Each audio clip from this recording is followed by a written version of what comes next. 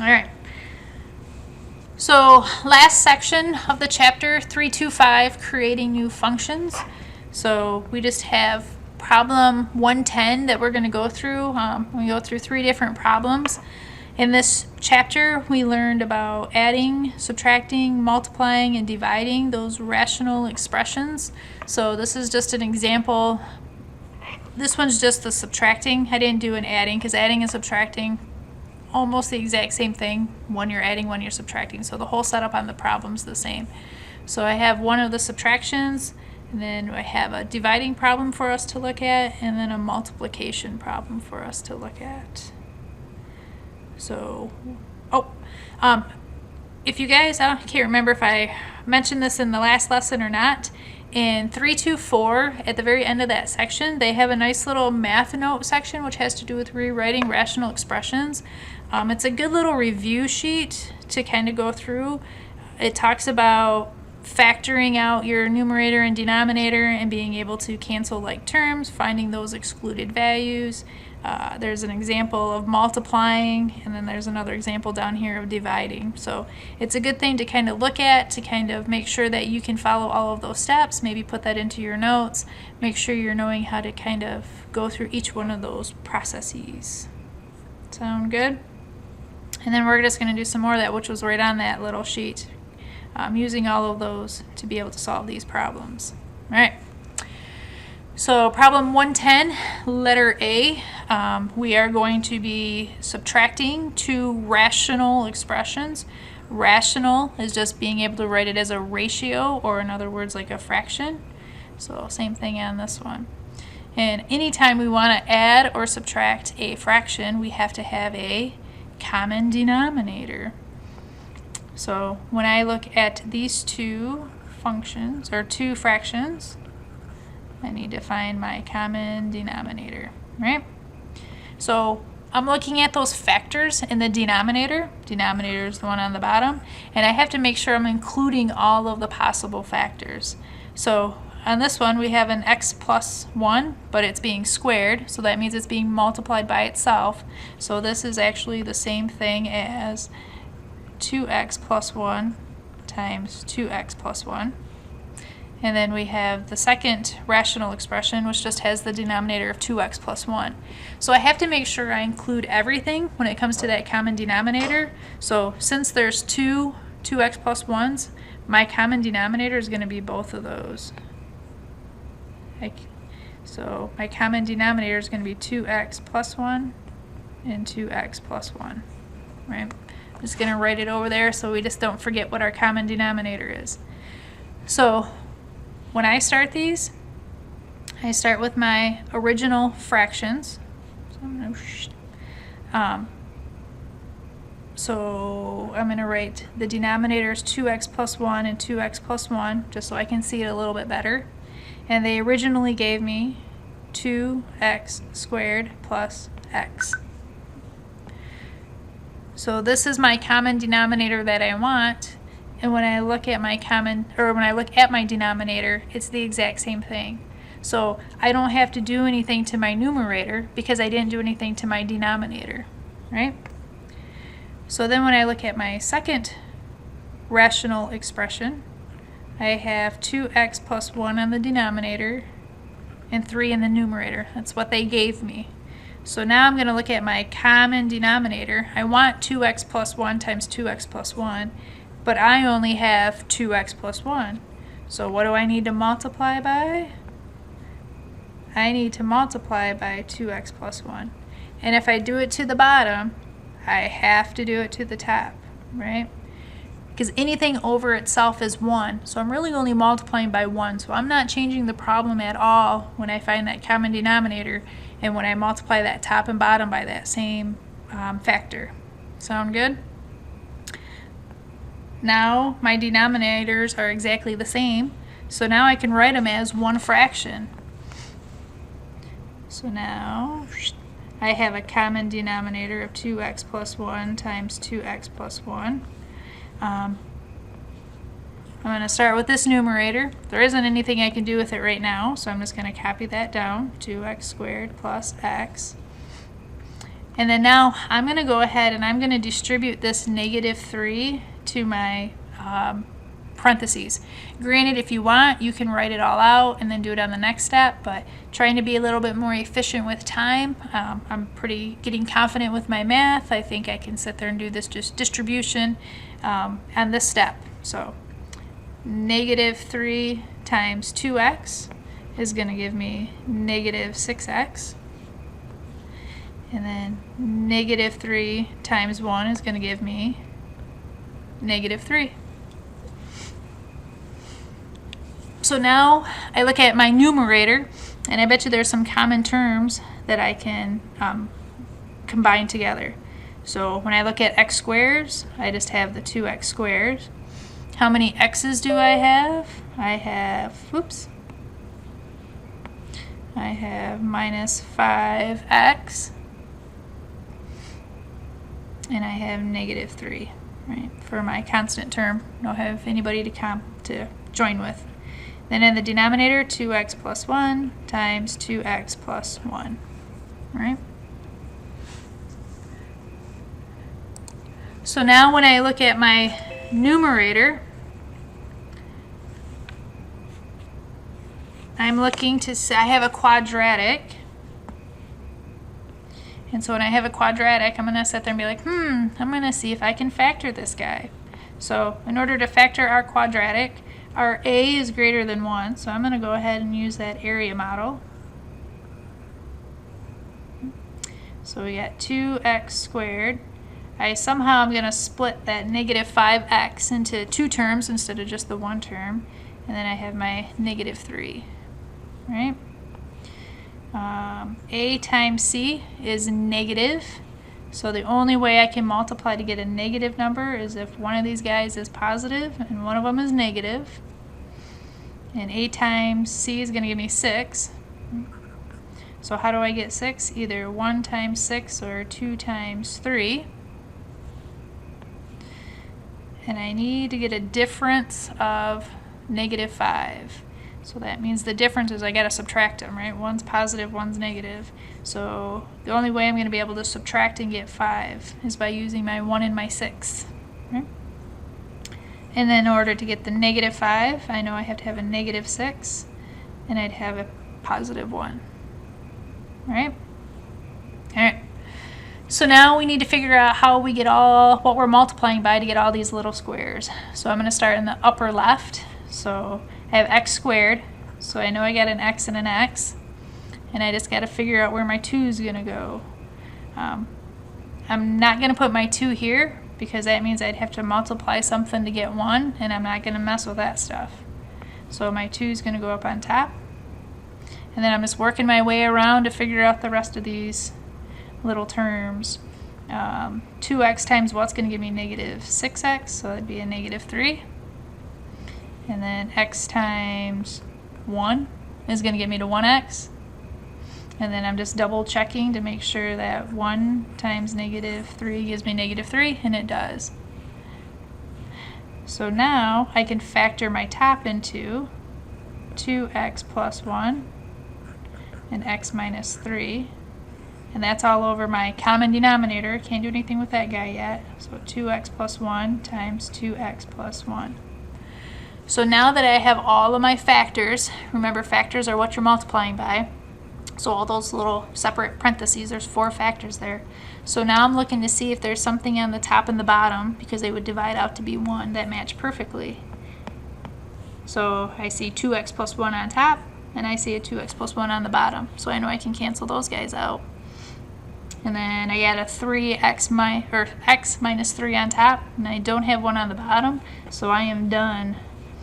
So x minus 3 over 2x plus 1 would be my final answer. Now granted, on this problem they didn't ask for those excluded values. They just want to make sure that you guys can add and subtract, multiply and divide. So we're not really getting into the excluded values, but keep that in the back of your head, because come review time those are going to come up. So when it comes to those excluded values, you're looking at these denominators, right, and setting them equal to 0 to find out the number it can't be. So technically if I put in a -1/2, it would be undefined, so that would be an excluded value. Sound good? Everybody good with A? Any questions on A?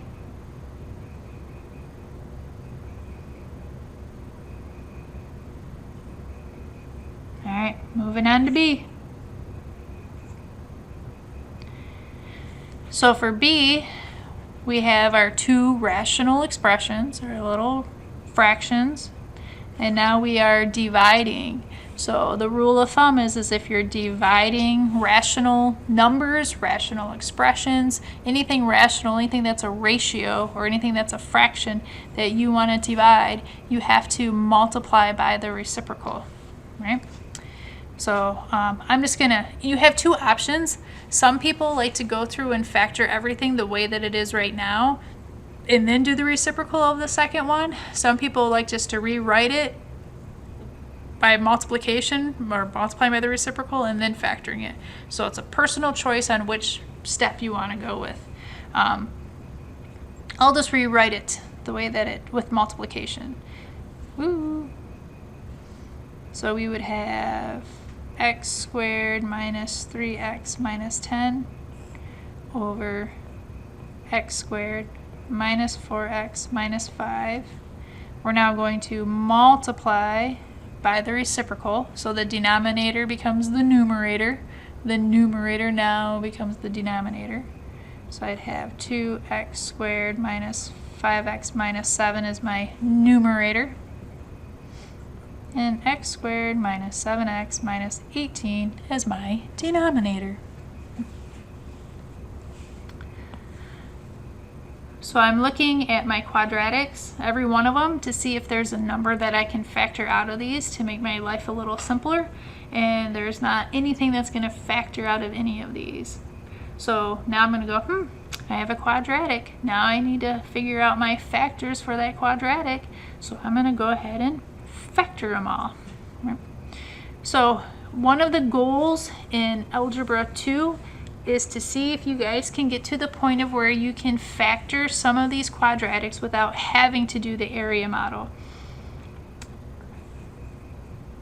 When our A is 1, those are the ones that I really want you guys to sit there and see if you can start practicing by getting to those factors without doing that area model. It makes your life, makes math a lot more time efficient. It makes it a little bit quicker.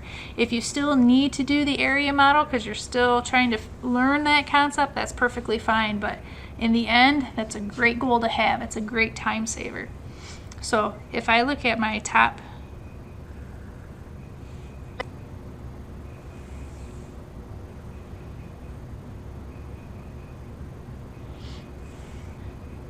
You guys ready for let us see? Okay. So on C, we are multiplying these rational expressions. So when we multiply rational expressions, or if we multiply our ratios, or we're multiplying fractions, we multiply straight across, right? That's what we just did on the previous problem. So first thing I'm going to do is I'm going to look to sit there because I got to factor. Anything that's factorable, I need to factor because I want to try and find those terms that are exactly the same on the numerator and denominator. So when I look at this guy, I go, oh, neat. He's not a quadratic. I don't have to go through the area model. But then I'm like, oh, but you know what? I think they have something in common. There's a common factor between 15 and 20. And that common factor is, you said it, 5. Yep. So I'm going to factor the 5 out. So when I factor out 5, 5 times 3 is going to get me back to 15x minus 5 times 4 gets me to 20. Then I'm going to look at my denominator. When I look at my denominator, it's x minus 5, and there's nothing more I can do with x minus 5. Then you're like, man, Mrs. Fitch is so cool. She gave me one that I didn't have to factor. That was really nice of her. And then we're going to multiply it by the second rational expression. And what do we notice in our numerator? Our numerator is a quadratic. So since it's a quadratic, we know we're going to have these two factors. then I'm like, can I do this without the area model? Well, I looked at my A, and my A is technically a 1. I'm going to try and do it without the area model. And I'm going to go, to get x squared, I need x times x. I'm multiplying to get a negative, so a positive and a negative. I gotta multiply to get to 15 with the difference of that 2. So 1 times 15, or 3 times 5. It's going to be 3 times 5. And since that's negative, I know that my 5 is going to be the negative and my 3 is going to be the positive. Now I'm going to look at my denominator and I'm going to say, oh, looky there, it's another quadratic. So since it's a quadratic, I know that it's going to have these 2 factors. Oh, but wait, my A is 3 and I don't know where my 3 is going to go with the rest of the problem. So you know what? I think I need to use the area model.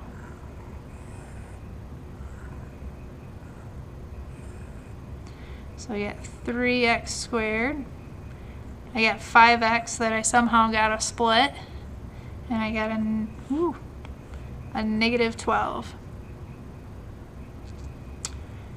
So my A times C is going to give me that 36.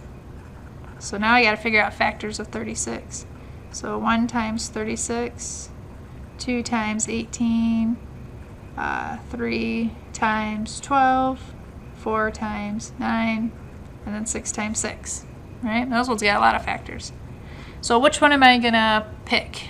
Extra credit, an attaboy, or a way to go for the first person that can tell me which 2 factors I'm going to use. 6 and 6. So if I use 6 and 6, right, I have to get to 5. Is 6 and 6 going to get me to 5?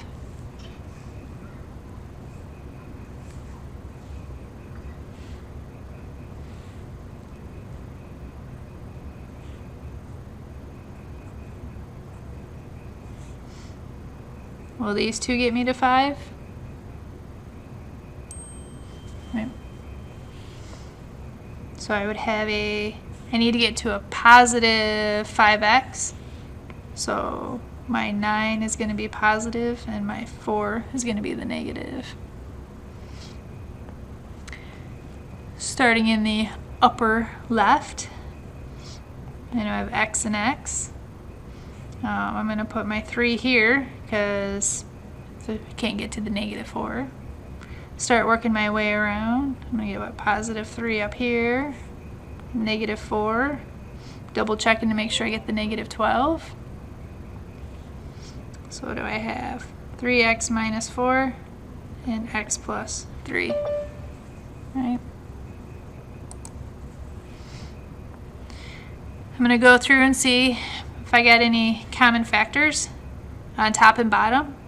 So I got a 5. There's no 5 on the bottom. 3x minus 4. I'm looking at my denominator. I found another 3x minus 4. So that tells me I can cancel out my 3x minus 4s. I have a x plus 3. Do I have any on the bottom? I got one there. I'm going to cancel that one out. The last one, x minus 5. Do I have any of those on the bottom? I certainly do. Cancel that out. And what am I left with? 5. Crazy, huh? Note-wise, that's all I have for you guys.